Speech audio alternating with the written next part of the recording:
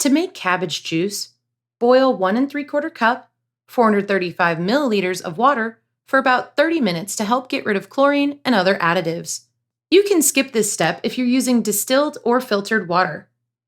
Let the water cool down, then add it to a large blender along with about 3 cups, 675 grams of chopped cabbage. Blend the cabbage and water on a low setting for 1 to 2 minutes, or until the water starts to turn green and you can see the pieces of cabbage in the blender. Blend the mixture on high for another 10 seconds. Pour the mixture into a 1 quart, 0.95 liter jar, making sure to leave a little space at the top of the jar for the juice to expand as it ferments. Cover the jar with a lid that seals tightly, or seal it with a piece of plastic wrap. Then let it sit at room temperature for 72 hours to ferment.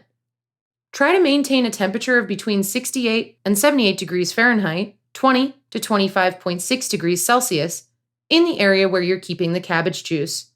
After 72 hours, pour the juice into another container through a fine mesh strainer to remove any remaining solid pieces. Chill your juice in an airtight jar in the fridge until you're ready to serve it.